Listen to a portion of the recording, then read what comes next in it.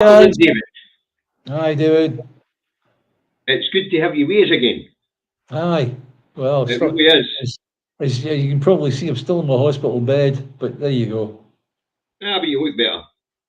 Well, I was down giving it a yeehaw at the physio gymnasium today. And it was quite a hard, quite a difficult thing to go through. Hang on. Oh, here we go. Hang on.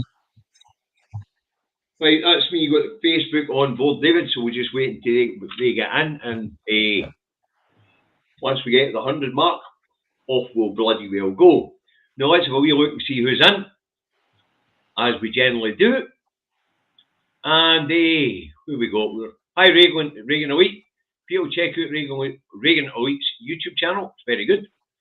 We've got Rosie, Martin, Rebecca, James, Eddie, Mad Monk, and Alistair are moderating the day. Thanks very much, guys. Hi, Akis. Hi, Alistair. Hi, Ali. Any Facebookers in yet? Scroll right down. Still no Facebookers. Well, we'll just need to wait, but we're up over the 100 mark. Yeah. We'll get a couple more seconds, let some Facebookers in. Unless I'm not seeing them, they're already here. But anyway. Right, a big hug for David, for Margaret, and a hug for Davy. So I guess we're going to hug each for Margaret. Right, David. Where are we at? Oh no, David, you need to sit back a bit. I'll turn your computer a wee bit. The lights went again. Yeah, lights gone again, isn't it? Aye. I guess there's some cloud went near the sun. That's it. Sun's coming back out. You're coming back. Right, let's get this show on the rail. We'll start with Glasgow City Council leader Susan Aitken. And she, of course, Glasgow's an SNP council, as we know, David. And she's asking the First Minister how Glasgow's going to be funded going forward. But it's a wider question. It's about funding councils going forward, really. Yeah. It's, in actual fact, it's not the usual nonsense you get from the cuckoos in the nest, right? It is a very, very real.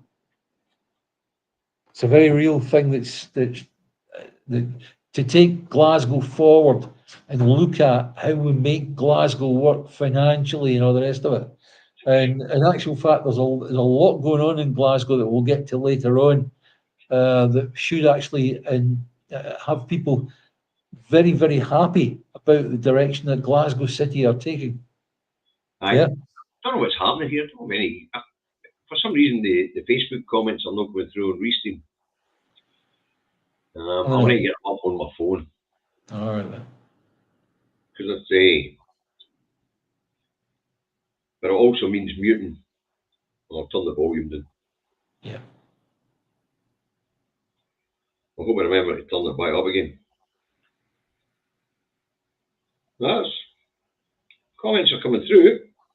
Hi Jane, hi Neil, hi Helen, hi Stuart. Anyway, so it is a good question because, as we know, looking at the pledges, the 6 pledges that Labour have made for their first term in government, we know that there's more austerity coming, and the councils are, well, you know, when the Scottish Government's funding has been cut, there's not as much to pass on to councils, David. Yeah, yeah. However, you look at an area like a city, as in Glasgow, right? You can make money from that just by doing certain route things within the city to get people to come into the centre. The centre of Glasgow now on a weekend is an entertainment. It's just pure entertainment. That's it.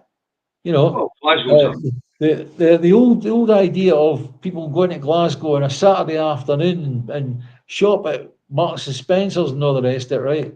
That's falling apart. Of course it is. It's become an entertainment centre. It's become a great venue for events. Yeah. You look at Merchant City. What a place! What a fantastic place! Aye. And it's like Glasgow City Council, if they play their cards right, could make an absolute killing off of that. you know. Well, but that brings us on to another subject that came up last week, David, between us in the Thursday programme and today, really, and that is that JP Morgan Chase make Glasgow commitment after opening a 270,000 square metre tech centre, they're calling it, in Glasgow to facilitate 2,300 staff, which will be employed there. Now, as we know, David, they'll bring a lot of their own experts into the city, so the diversity in the city is going to get a bit better. I've got to say, that's a good thing, because you imagine, just let's bring it down to a much more basic thing. Let's say it was a works that did beating of metal sheet and all the rest of it, right, to create particular shapes. You bring in a few experts to do that. All your apprentices are learning from that. Aye. It's just the same in banking. The bringing in a lot of their own like Experts. specialists, right? And of course, the young ones from Glasgow, from Scotland, will learn from that, right? And I'm going to say, good thing. That's fantastic. This is fantastic news. It doesn't get any better than that, because when you've got a major bank, they're now called, what is it? JP Morgan Chase. Yeah. Whereas it used to be it used Morgan to be JP Stanley. Morgan and Chase Manhattan, they amalgamated it. That's right. Yeah. So fantastic news. And yet again, it's another one, another bank that's landed in Glasgow. Now, come on, tell me, what is it the big banks know that we don't? I don't know, but as we know, the Glasgow's becoming a booming financial sector. There's no room left in Edinburgh, so they're moving along the road here to Glasgow, where there's plenty of good facilities, great entertainment. No doubt there'll be housing enough to accommodate people. There'll need to be. And as we know, David, in a related story, Friday, Kate Forbes and John Swinney were at another new big banking facility in Glasgow, the Barclays campus on the Clyde. Now, if you haven't seen this bloody place, it is enormous. Yeah. And they are also, but what's interesting is both of these companies are saying that it's going to be their tech hubs for their banks.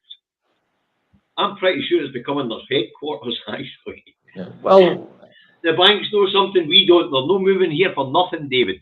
They want access to European markets, and Scotland wants independence in Europe. Yeah. Tech headquarters gives you the idea that they're twiddling knobs and watching flashing lights and all the rest of it, right? When you talk about tech headquarters, the tech headquarters is the headquarters. That's it. End of story. You don't get any more straight than that, right? If you want to meet your directors, maybe in a different building or in a different city and all the rest of it, and they call that the headquarters, they're pretty much out of it. They're out of the game whatsoever, right? So your tech headquarters is your headquarters. Of course, that's because in my opinion. Everything runs from in these organisations. Yeah. So decisions might be made where a brass plaque is somewhere. Yeah. But the real decisions and the real running of the bank is done in these tech centres. Yeah. What's interesting about choosing Glasgow is for tech centres like Barclays, is Glasgow's got a good experience in running clearinghouses. Yeah. Yeah. I mean, the Bank of Scotland, the Royal Bank of Scotland, the Clydesdale Bank, they all have clearinghouses in Glasgow and Edinburgh. Yeah. And for people who don't know what clearinghouses is, that's the systems like Backs and that pay your wages or whatever the update version it is. That's what a clearinghouse is. And they, as I say, but John and Kate are buzzing about the banking sector. They say they're concentrating on the economy and on the cost of living crisis.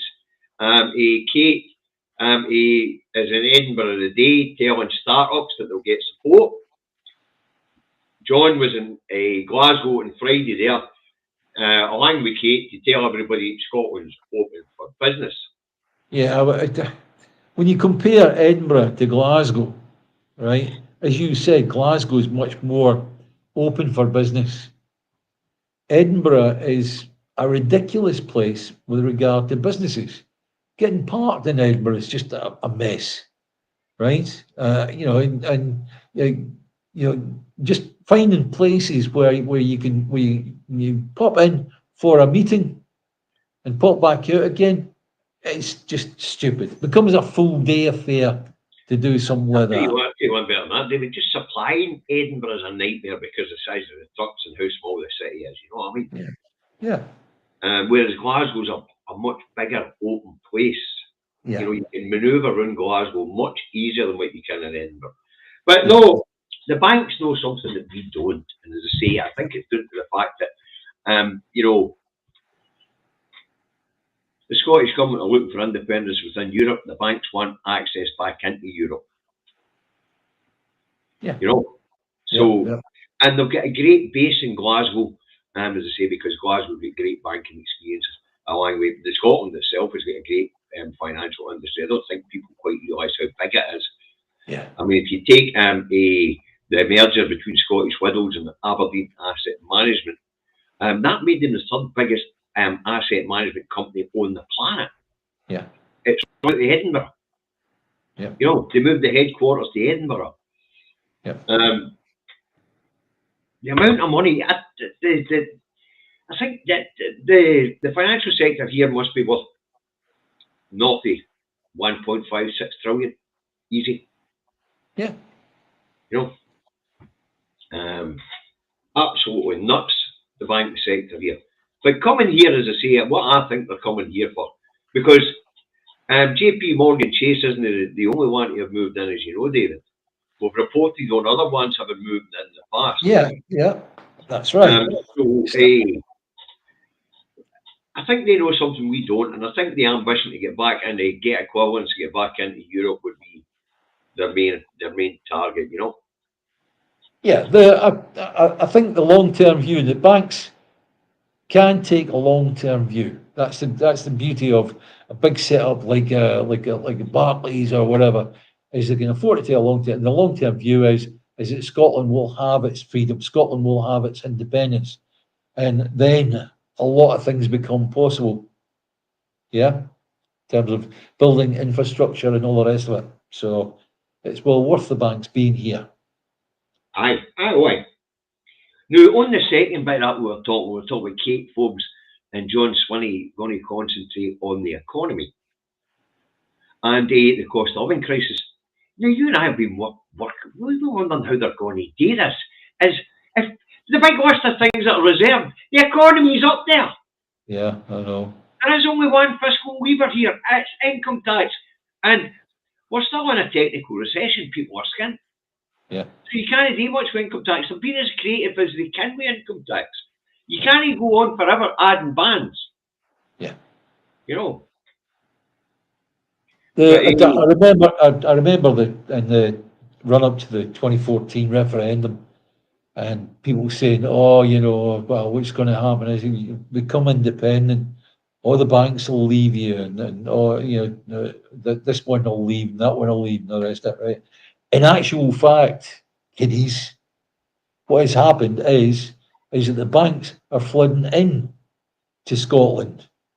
And the idea that Scotland should become an independent nation makes their tails wag. Simple as that, right? So to go back to the bit about John and Kate, we're going to concentrate on the bread and butter issues, the economy and the cost of living crisis. Now, we've spoken about this. The economy, I mean, business rates could be tweaked, but that's council level, David. You know, what lever are they going to push or pull to make any of that happen, David? I have no idea, David, because I don't see it. Yeah. I mean, they don't have the big ones, corporation tax, VAT. Yeah. The things that you use to make the business, the environment. I mean, the best they can do is supply well-educated, trained workers and hope for the best. Yeah. You know. So, as I say, this nonsense, coming from politicians, whether no matter which side it is here in Scotland, the left or the right, making claims. The cuckoos in the nest like to claim that the problems in our economy here in Scotland, as they like to coin it, it's actually the UK economy, are the problems created by the Scottish Government. The Scottish Government, for some reason, they're pointing out these problems are actually no, the Scottish Government. And the economy is a reserved matter. They can only do so much to make the environment conducive to inward investment. And the best way that the Scottish Government can do that is to produce a well-educated, well-trained workforce, because that's what the only lever. We don't control migration, corporation tax, VAT, import-export taxes. You can go on them. Tax, blah, blah, blah, blah, blah, blah, blah. You can go on and on. So I have absolutely no idea what these buggers are talking about. You know. But I'm going to jump one, David. We'll go for Kate Forbes and Swinney on about the economy. To First Minister's questions today. Now, I didn't see First Minister's questions. The two of them are tied. I know you didn't watch it, David. I only read the reports on it. I'm not going to lie. But I've read the spiel. I've watched clips. You know, I didn't see the whole thing. Now, Sarwar went, Dross and Sarwar both went on health. Dross went on ambulance shortages. Sarwar said the NHS has been in decline for 17 years since the SNP came in power. No, didn't they? It's actually been improved and improved and improved and improved. Hence, with the best A&E, we've got people on the comments telling us that they phoned the doctor this morning and were in front of them and said they're none. You know, it doesn't seem very broken to you or I, this NHS we keep talking about. Anyway, in reply to both of them, Swinney goes on to school them on the fact that there's been 14 years of austerity in the Scottish budget. Of course, that brings us back to them rushing out of the studio shouting grievance politics. Now, you and I know what grievance politics is, but we'll explain it for the few unionists that might be watching. Grievance politics is when you point out the fucking obvious and the problem's coming from elsewhere, and where the problem is telling you, nah, that's just grievance, it's because you're shite at doing what you're doing. That's grievance politics. When John points out we've been 14 years of cuts to the Scottish budget, they go, that's grievance. You know, they then go and say, it's their incompetence, it's grievance, Westminster gives us enough money. I'll give you an example, David. Westminster's economy is now shrunk 22, 23, 24, we can day for April. UK economy, GDP, is now down to 880 billion from a high of 990 billion before the Brexit effect in 2021. So they're 100 billion wiped off the economy. But we are still the strongest part of the economy out with the southeast, where the banking sector is. Scotland's GDP for 23-24 was up to 211 billion. Yeah, but the thing is, David, that means you'll have a politician like Rishi Sunak or whoever will combine the Scottish success with the dismal failure of England and come out with a happy story that he can tell from the dispatch box. Do you not realise that? Let's stay focused on the facts here, right? Yeah. 880 billion and 211 billion of it came from Scotland. That makes us more than 20% of the UK-wide economy with 5.46 million people. Yeah. With only 2.5 million of working age, or 3 million of working age, which means that we are not just outstripping everywhere else. It also means we're the most productive people in the UK. Yeah. Now, as you and I know, taxation generally gets 83% of everything that's produced in the economy and every penny that you earn. Yeah. We're at 211 billion, 83% of that would be quite a few quid, about 170 billion or thereabouts. What did Scotland get to run its fucking economy on last year? Run its whole country on, last year. 41.6 billion. Yeah. When you look at it, with direct and indirect taxation, they fuckers held on to 130 billion of your money, and that's not counting oil and gas, and gave us back 41.6 billion to run the fucking country. And we'll get cuckoos in the nest screaming grievance fucking policy. If I was fucking putting 170 billion into the bank, I'd want it available to take back fucking again. Yeah. Do you know something? This can all be changed. This can all be turned over. Independence. How do we do it now? Looks like it's off the blooming menu at the moment, David. Well, as we've already pointed out to John, and he's had the message, and he's still talking about introducing policy. John, you get this message again for David and I. You want to change the policy that was put before the people in 2021. Hold a fucking election. Correct. And if you want to change the route map to independence, John, you better bring it to the plenary conference, because that's where the members make decisions like that. Yes. This is a democracy, John, and that's how democracy works. You know, I don't like, people are asking why the SNP are not pointing out things like Scotland's GDP and that. I don't know why, because these figures are no Scottish produced. They're produced by the Office of National Statistics and His Majesty's Revenue and Customs. You know, and the only way to get a really clear view of Scotland's actual input into the UK is to use HMRC's sector by sector breakdown. You know, but as I say, we're back at grievance politics.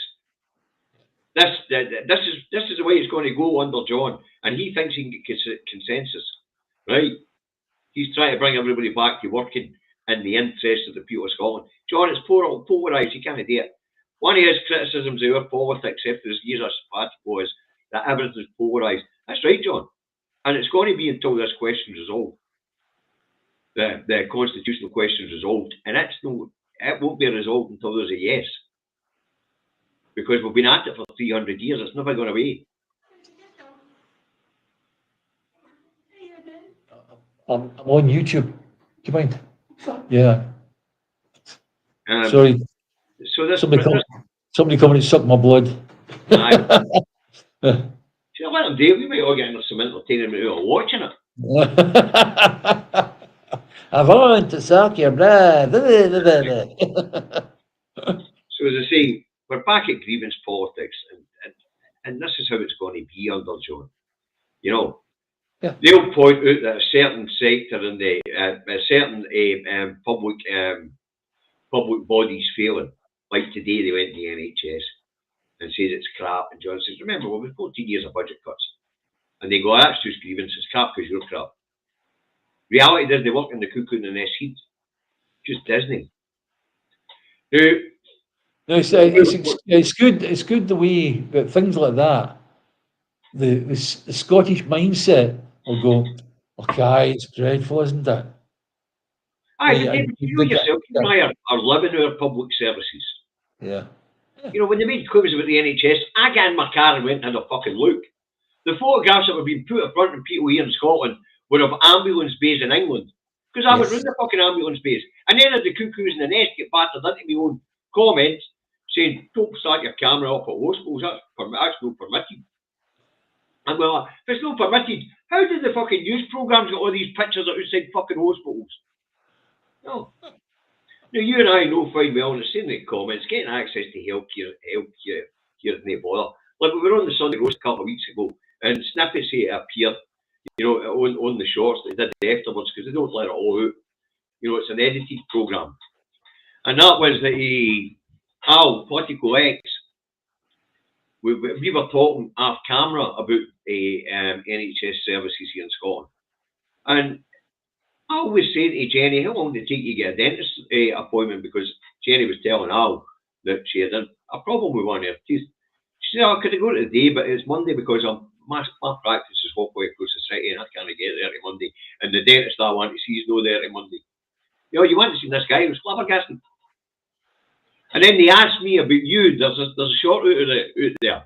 They asked me about how long it took you to get a physiotherapy sorted out, and I said a nanosecond. Yeah. And then they go to talk about in the Sunday roast programme, going to talk about how hard it is for them to get physiotherapy and dentistry doing that road. Yeah. Right, anyway, let's move on to the next one, David. and just to add into that, you want to see the physiotherapy team and facilities they've got down here. Utterly amazing, really. Oh, state of the art, David. It's a brand new hospital. Yeah, You know. wonderful, absolutely wonderful. Hey, whoever walked his bucket noticed it. You're not allowed to be that late. You've missed nearly the whole Scottish section. This bit caught my attention, David, for this next one, for a very specific reason. Right, Scottish prisoners to be released early to ease overcrowding in Scottish jails. In a move similar to the one in England and Wales, the Scottish Government to seek permission from the Crown Office and the Westminster Government, meaning the Home Office, to release these prisoners. Yeah. So they don't have So hang on. Let's see. It's the Crown Office, and what else? What other body? The Crown Office and the Home Office, right? Then I've got to agree to release a prisoner, and then the body that takes action is the Procurator Fiscal. All right, am I right there? Yeah. No. When we're talking about that, the Crown Office and the Procurator Fiscals, mind I was saying is I have no idea where the Crown's involved in the investigation of the ASNP. Right. The Crown, apparently, the Crown does the investigating, and the Procurator Fiscal Service does the prosecutions. Right. That's how it works. I get sent up, but I was honest with you. I didn't know what the Crown's involvement was. So, to be fair, Mike Fennick and a few others sent me a PDF file on what the Crown's involvement is in the the legal system of Scotland. Yeah. So, and then I put the PDF file out on my timeline for people to read. Yeah. Because I didn't understand it. There's no point bullshitting people. Yeah. Anyway, the prisoners release thing, I don't think it'll be a problem, because at this point in time they're throwing them out of jails in England. Because their overcrowding problem started well before ours. But once again, this is down to austerity. When your capital budget's cut, you can't build fucking jails. Although, to be fair, we have built a few in Scotland. And we've renovated a few. I mean, we've got the new Pullman. Shorts is a brand new prison. You've got one down at Kilmarnock's a brand new prison. And you've got Addywell along the road there. And West Lothian is a brand new prison, So they have built prisons. Peterhead, they got a new Peterhead as well. But they just don't have the capacity. Well, I looked at there's one at Gourock or Greenock. No, it's Gourock. Aye, that's a very old one. Yeah, no, I've been through it because they were looking for something to upgrade their TV network through the prison, right? And I had a look at what they already had, and they had every Sky channel, you know what I mean, available in every single one of the actual cells, the prison cells, right? And it was a joke. They were looking to upgrade that from better than you would get in your own house outside, So what else do you service, Stephen? What? You don't have to watch one channel, do you? You're all bored men and women. Yeah. I mean, you can understand why they facilitate these things. Yeah. It keeps the trouble down. It's a bit like I absolutely agree that stops the prison riots.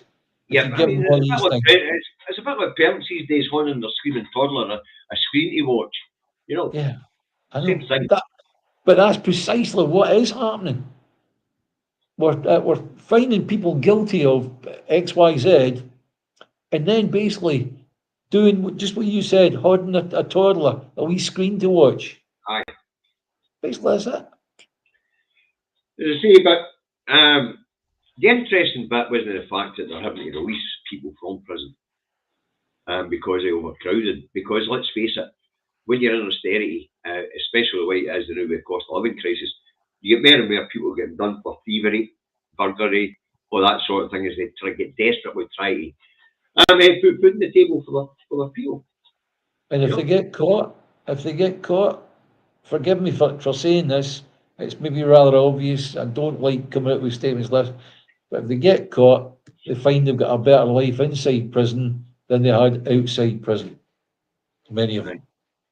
And the big story in Scotland, and UK wide at the moment, I have to be fair, is the blood transfusion scandal of the 70s and 80s. The report into it has been released, David. Now, the report, although it covered the whole of the UK, did notice distinctive differences in how things were done north and south of the border. One of the things that was done here, because the way we keep better medical records, was when it started to come up, they studied the situation apparently without the people knowing. As these illnesses started to appear, the Scottish alert system kicked in and they started monitoring people who were shown with Hep C and AIDS. Yeah. And that's how they found out the blood products were contaminated, of course. Yeah. Now, the question is, how did that happen? The answer is, not enough people were donating blood here. Yeah. So they were buying the blood in from prisoners in Holland and in America. And it was before they were heat treating it properly. So the stuff was coming in contaminated. And anybody, the other finding in the report was anybody who was given a blood transfusion prior to 1991 should now be subject to hepatitis C screening. Yeah. Now, as we know, these people still haven't been fucking compensated properly. And a lot of them died. That to me is the absolute awful thing, is when a setup like the NHS or whatever, right, or some government thing have failed in their, looking after people in terms of that, right? Compensation should be coming streaming down the line as fast as possible. Yeah, to try and make these people's lives more bearable, but as we know, they're doing the same with the hospital women. They've done the same with the post office. They will drag this out so as many people die, meaning the compensation is less. Well, it's a situation that needs changing, but how do you change such a situation? Well, the first thing you do is take control of your own fucking everything. Yeah. And that way then you can decide how you compensate people and how fast. At this point in time, it doesn't matter how fast the Scottish government wants to move. All these compensation schemes are set in England. Yeah. They're set in Westminster. Yeah. Right, this next story, we knew this was, it's not the first time this has happened. We know that this has been happening up and down the east coast of England, but this is now on the west coast of England, or on the bottom of England towards the west, and that is Devon. English water, just like their politicians, are full of shite. Yes. The water supply in Devon is posing a public health problem, as there is cryptosporidium in the water. South West Water have found the parasite in their water system. 40,000 people told to boil water. And there was flagged up when 49 cases were found in the first week, and that increased to 100 cases reported in the second week. And of course, it's in the water system. There's going to be thousands of people. The problem is, okay, it might not kill you. Maybe in extreme circumstances it might, if the person was pretty poorly to begin with, but it creates extreme diarrhea. Right, I guess we better tell people what this is. All right, cryptosporidium is a tiny organism that causes an illness in people and some animals. Health officials say it is found in human and animal poo and contaminate waterways, swimming pools, raw milk, fresh produce, the UK Health Security Agency says. Anyone can get infected, and there's no effective drug treatment for cryptosporidium, with the main symptoms being prolonged bouts of diarrhea. Professor Paul Hunter, a specialist in microbiology and infectious disease from the University of East Anglia, says most people recover after a couple of weeks, but it can be deadly for a small number of people with severely weakened immune systems. Now, we knew this was coming, David. Yeah. We've heard the cases. And so did the politicians. And so did the politicians. And okay, it's bad to turn to a politician and say, what have you done? But they have literally just sat twiddling their thumbs Aye. and And watching it coming down the line. we've heard cases of people, I mean, the boat race, when they tell them, don't bet, whatever you do, don't throw your cocks in the water. You know, and you get people in the boat race, fear the fucking boat tumbles. Fear the boat capsizes. You know, nuts. But as we know, all the way up the east coast of England, the Dover all the way up to the Newcastle area, the Redcar area, there have been people reported ill when bathing in the sea because they're pumping that much shit in. David, the main point is that for this to have happened now means that the problem that we talked about weeks and weeks ago that should have been stamped on heavily is continuing and actually getting worse. Yes. So therefore, and of course, the English off-boat regulator suggested that their water was better than Scottish water. He said their water was more contaminated than was it. Yeah, goodness me. And so Southwest Water, they went sampling all the reservoirs, and it's in the water system. Yeah, yeah. They went sampled the reservoirs and rivers, and it's in the water network. Yeah. And that's what happens when you release unlimited amounts of fucking unprocessed sewage into the water system. Public health problems become the norm. But this is now a major set of instances that is only going to get worse unless the water authorities are taken under control by the army or some other organisation like that. It's going to continue. They're going to continue spewing. No, the army, the government needs to take this water. But the unfortunate side of it but who is going to actually control it? Who's going to actually go in and go, no, you don't do it that way, you do it this way? Well, water purification, if the fuckers don't know how to do water purification, they pick up the phone to the Royal Engineers and they'll tell them how to fucking do it. Exactly, yes. But the point is, it is ludicrous that they allowed this situation to arise in the first place. And the downside of it is, when this fucking law crashes, the public purse is going to pick up the bill. Yeah, and Scotland, Wales, and Northern Irish people who didn't fucking privatise their water systems are going to have to bail out the English water, water supply because they sell off their utility of water. And as Jim Stephen correctly put up, unprocessed because they can't get the chemicals from Europe. Yet again, that's Brexit. Yep, he's absolutely correct. And the prices of the chemicals shot through the roof. So they decided down that road, we'll just throw it into the rivers raw. Yeah. That's the outcome of. This is one situation where we are pointing to the people in England that do watch this. Guys, you're going to have to get a hold of this. You're going to have to get a hold of this.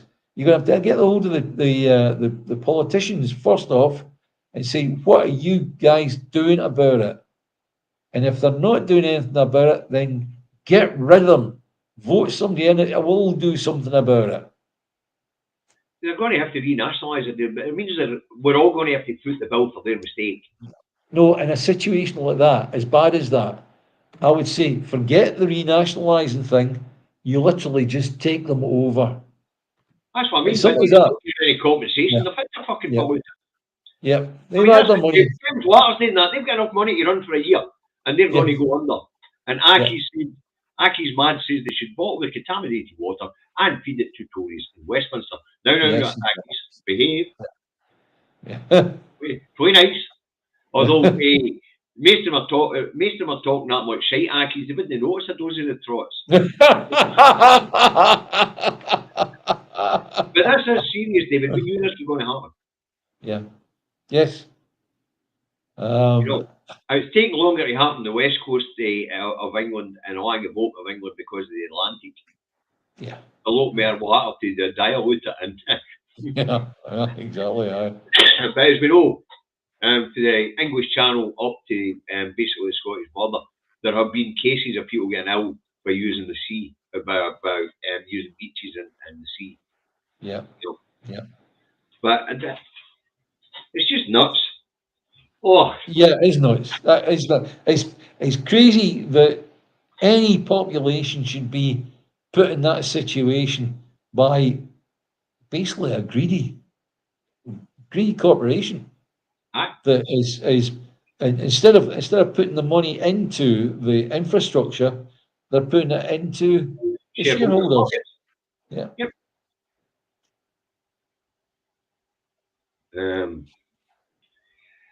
What do you might call it? Let's move on. Jeremy Hunt hints at another national insurance cut in the autumn statement.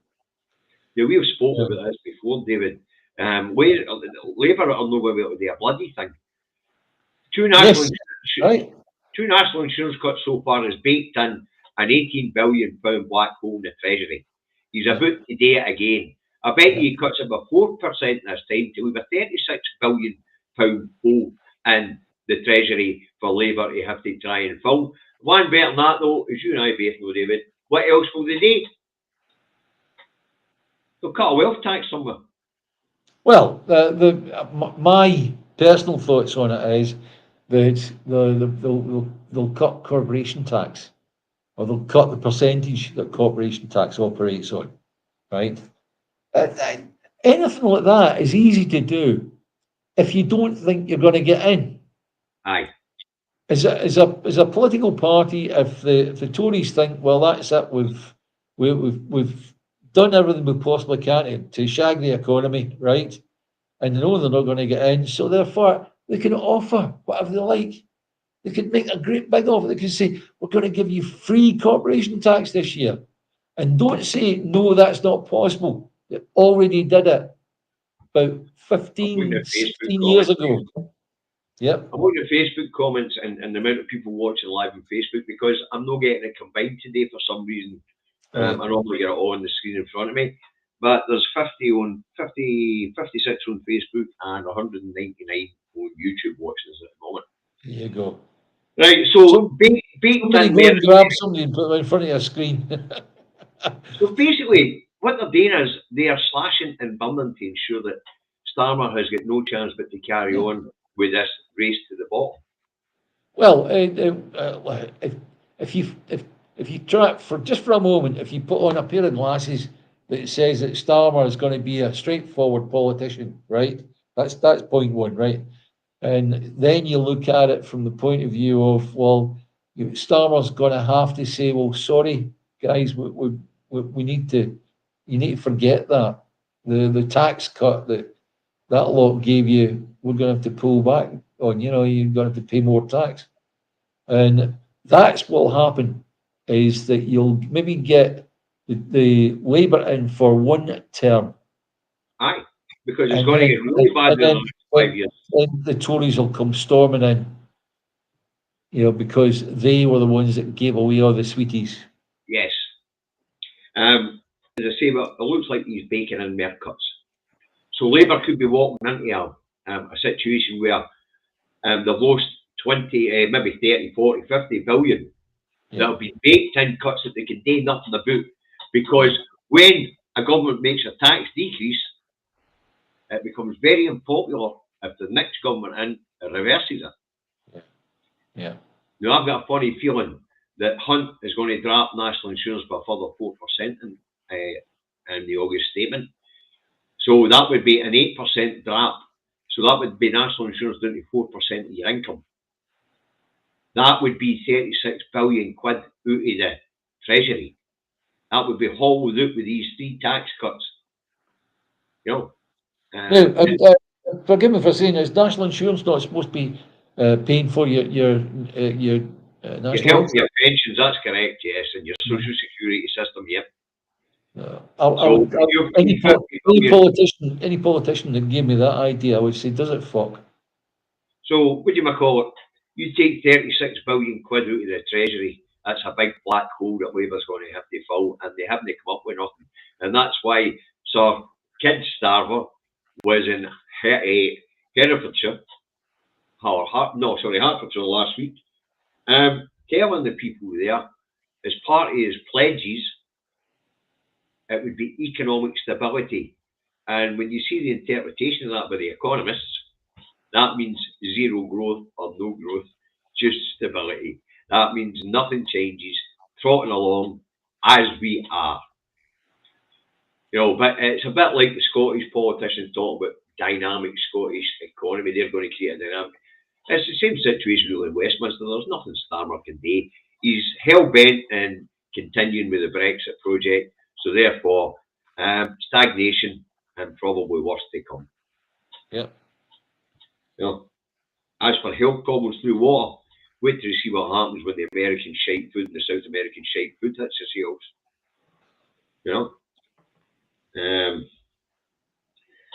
Right, let's move on. Sunak's wealth rose by 120 million, 23, 24. What do you make of that? Look, him and his wife have been rooting the UK for everything they can possibly get for as long as I can remember. Because don't forget, Sunak was, we've talked about it over and over again, was involved in insider trading when the Royal Bank of Scotland bought the AMB Amro. Yeah, that's it. Yeah, and they did the due diligence on behalf of Fred the Shed, knowing fine well that it was fucking no right. Fred the Shed. He should not be taking residence in the number 10 Downing Street. He should be. I think Solari agrees with you. He can't wait to get these squatters out. Yeah.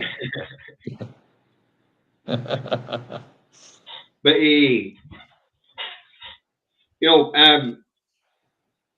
well up 120 million. But we know that he's been given government contracts through the nursery scheme to his wife. Yeah. We know that she got tax cuts and bounce back loans, and then she shut down a couple of businesses so they didn't pay her taxes. Sorry. And pay the bounce back loans back. And we also know that Emphasis has been getting huge government contracts. So basically, insider trading has upped him and his wife's net wealth from 500 million to 621 million or something. And you can be absolutely assured that he and his wife will be having a good laugh about it. On their way to California after this election, correct? Because he's expected to lose his seat. Yeah, well, what's actually expected is that he won't even turn up for the count. He'll have been on the plane to California. That's it. Bye-bye. And then if he accidentally wins, you'll go, no, thank you, it's somebody else. And according to Dean, Scotland will improve when people stop talking independence. Fact, you asked to be independent. Not you, take it actually, which is where it's going to be. Right. Sunak isn't having a great time, David. The polls are just no shifting no matter what. But they're talking about economic improvement. We can move a recession. 0.4% is a technical recession anyway. Yeah. It's flatlining. So he's not having a great time. But now it's fucking Starmer. He's able to promise nothing. We spoke about his pledges. I'll grab them now. We'll go right down. We can have a quick run through his pledges, then we're going to look at the trouble he's having in Wales. First off, does anybody have a definition of a pledge? One thing for sure, David, it's not a fucking policy. That's right. It's not a policy.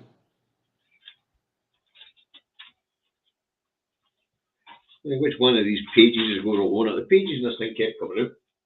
That's why I've changed to another book. Now, where's the other loose page? Because that's the one with pledges on it. Right, 6 pledges for going forward in government. The economists are all pointing out the reason why he's saying economic stability is because there's no scope for growth. Right? Right. The cuts in NHS waiting times, we spoke about this, intends to privatise or use spare capacity in the private sector. There isn't any spare capacity in the private sector. Therefore, we'll have more people leaving the NHS to join the private sector, who'll be paying more to win government work. They launched more new border security command because there's got open borders. It's smugglers moment. But this is also to appease the bigots and racists, because that's him saying, stop the boats. Don't worry, Labour will stop the boats. Labour will stop the boats. Set up Great British Energy. Never going to happen. Big Six, you and I spoke about this. Big Six are never going to let it happen. You know, the only way to do that is to get rid of the Big Six and nationalise the whole fucking lot. The Scottish government looked at it and couldn't pull it off. They couldn't pull it off. They couldn't subsidise it to the point where they'd be undercutting the Big Six. Simple as that. And crack down on antisocial behaviour we spoke about. Antisocial behaviour is not a problem where I live, it's probably not a problem where you live, it's probably not a problem where anybody lives actually. This is more of, we're going to clamp down on public protest. This is aimed at those who are protesting against the anti-genocide in Gaza. This is a warning to trade unions, especially if they're sharing whatever their name is for Unite. Yeah. Blasting them. Well, the basically watering down the promise of a new deal for workers. And recruit 6,500 teachers. Fucking pie in the sky. But that's his pledges for government. You know, but absolute pie in the sky for the reason we spoke about. No, but he has got a problem with Wales, hasn't he? Plaid Cymru have ceased the supply and demand arrangement they had with Labour down there, who have got 50% of the seats in that parliament. Aye. So they needed a coalition to be able to get things through smoothly. But now Plaid Cymru have ended their arrangement because of £200,000 of dodgy money given to Van Gettings, the new First Minister, by some twat who'd been done twice for polluting the environment. So, Labour are not having any better time, but it doesn't seem to be affecting them in the polls, David. Well, hang on, look, down in England, what's the choice they've got? Tory, Labour, Lib Dem. In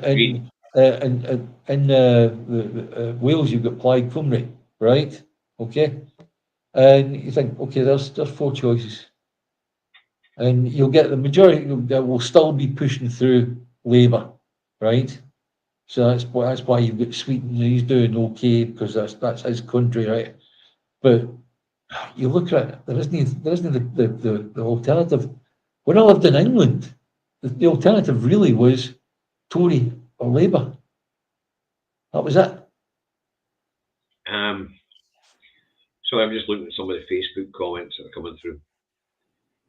It is a ridiculous situation, but I think it's going to be a wee bit more different this time because you've got Galloway's Workers' Party and you've got Reform UK taking a slice out of it. You know, so I would imagine the was it called Solidarity? No, it's not Solidarity.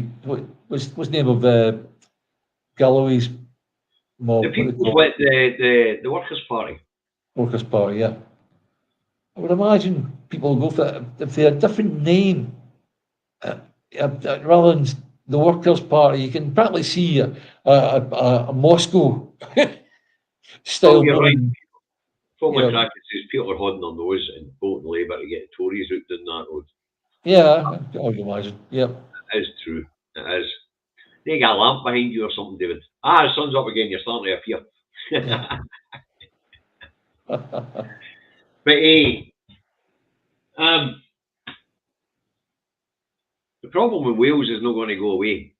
And Labour down there are looking for a new coalition partner or a new party supply and demand partner in the Parliament. And guess what? Who has put their name forward? Who? The Liberal Democrats, the Hooray political party who will sell their soul to absolutely anybody to get a wee touch of power. Lib Dems are always the same. If you actually vote for Lib Dem, you've no idea who it is that you've been voting for, because it all depends on the supply and demand deal that they do at the end of the day. If it's a hung parliament, yeah, yep, end of. Aye. No. And over the past so many terms that we've seen happening is this idea of the hung parliament has become practically a sure thing. The number of parliaments we see, you know. Well, you see, I don't think it's going to be such a runaway Labour think it's going to be. We'll see what happens. We better I know he hates independence, and that's one thing that does upset me about him. So I'm talking about Galloway. He hates independence. He hates the idea of Scotland becoming an independent country. Right, what's the latest in Gaza? Will the ICC prosecutors seek arrest of Israeli and Hamas leaders?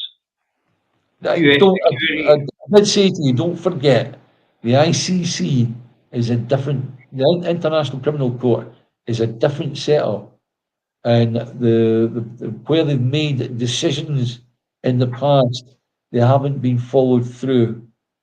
Whereas the ICJ, which is based in The Hague, if they make a statement as in want an arrest warrant for David McGuinness, it does get carried out and all the rest of it, right? And but it's the International Criminal Court, whether that would be prosecuted.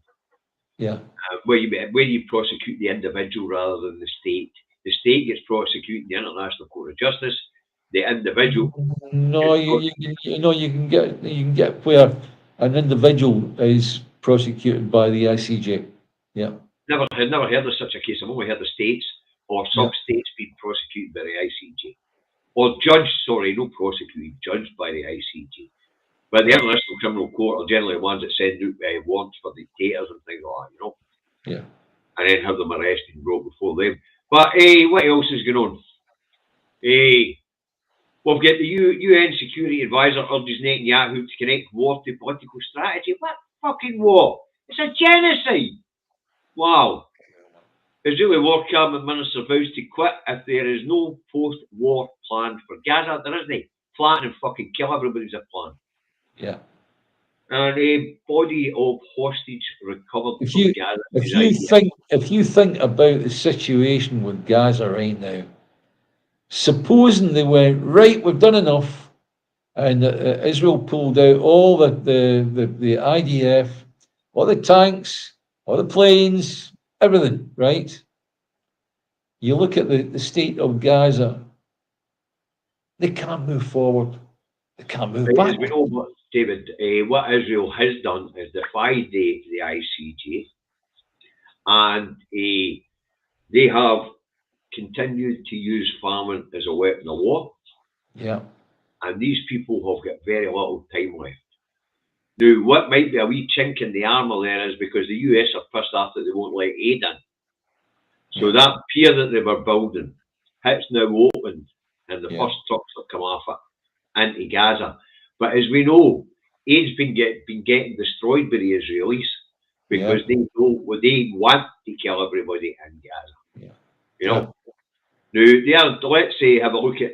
So, I mean, when we get right down here, David, I said about 5 weeks ago that this mob had 12. The population of Gaza had about 12 weeks left if something wasn't done.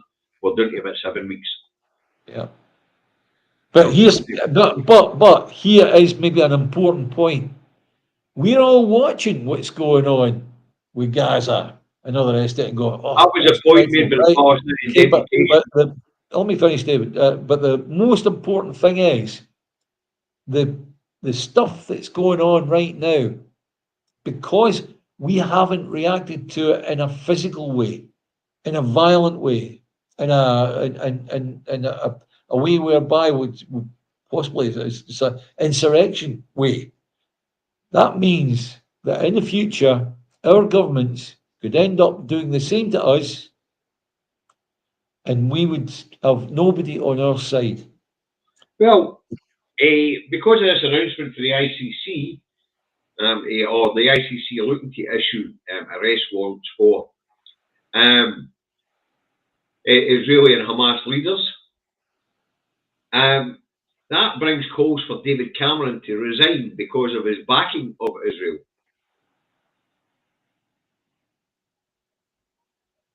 Yeah, sorry, that's just somebody came through the door there, that was all. Oh, yeah. They just, I was wondering what the hell you were doing. Right, a quick jump to Ukraine because David, time's getting on, as you know, I've got work to go to in about an hour. So let's have a look. Russia glide bombs devastating Ukraine cities on the cheap. The Kharkiv region is being taken over one village at a time as the Russian summer offensive takes place. And as we know, Ukraine's running out of time. It's a war they can't win. They're short on manpower, and the countries in the world won't allow their own citizens to put boots on the ground, especially NATO countries. So basically, Putin's going to win this anyway because they're going to run out of manpower. They're going to be exhausted. They won't need left to fight. I think really you need to look back at the very start of this, and the story that's coming through was that there was already a deal between Zelensky and Putin, and it was it was Bojo that went in and blew and kiboshed the whole bloody thing. Yes, I think we're going to turn the other Crimea actually because the Russians have been running it for that long. I think the deal was they left Donetsk alone and stuck to the Crimea, or they took Donetsk and the Crimea, and that was it. Yeah. They were going to leave the rest of the Ukraine alone. But way it goes. As I say, it's one the Ukrainians can't win. The West losing interest.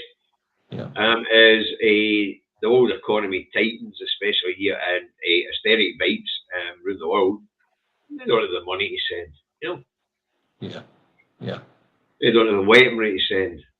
So the Ukrainians are only a hammer, and what they actually need is a diplomatic solution to the situation. It's right away, now. Because at this point, they cannot. Because the game that Biden has played with Ukraine, you know, he's been feeding them with money and arms, right? Okay. Yeah, but we've seen the way the Senate held that up last time. Yeah, but what happens when all of a sudden Biden is told by all his politicians, no, we can't send in more money. It's not happening. It can't happen, right? Yeah. And he has to say to Ukraine, sorry, it's over. We can't send you any more. What happens then? Well, I know I've noticed the UK's pledged a further £2 billion. Funny how that magic money tree's working when we've got fucking kids starving, people going to food banks, you know? Yeah. Right, David, we're going to have to round this one up. So, we hope that people found it interesting. We hope that people found it informative. Yeah. And we hope that people found it entertaining. Right. Well, bye, Davey. Bye, guys. You've got the other bite, Davey. Oh, come on, man. You've got the share, you've got the like. All right, shite, come away with you. I'm going and do it then. On you go. All right, folks. It's his line, but I'll do it. All right. If you like what it is we do, please hit the subscribe button, share across your social media platforms, and if you're on YouTube right now, hit the like button, please. It all helps the algorithm so that when this gets home, they can sort out getting the super chats back on. Now, if you do want to help with the food fund appeal because the account is pretty low at the moment, although I am waiting on Seamus up there in Fraserburgh getting me the details of their food pantry up there. But maybe he's having the same problem I had because we're a pro-independence problem. The people in the North East didn't want to take money off us when we were phoning up these food banks. You know. Well, as I say, if you can, there's a link in the description to the Two Davies Food Bank Fund bank account. You know, if you can make a wee donation, thank you very much. It's just to help us keep it going, keep it ticking well. All right. Right, so that just leaves one thing for today. Bye, Davey. Bye, guys. Bye, Davey. Bye, guys. See you all on Thursday, 4 o'clock. Hopefully, this is back for good. I don't think they're going to cut my leg off. And thanks to all the moderators.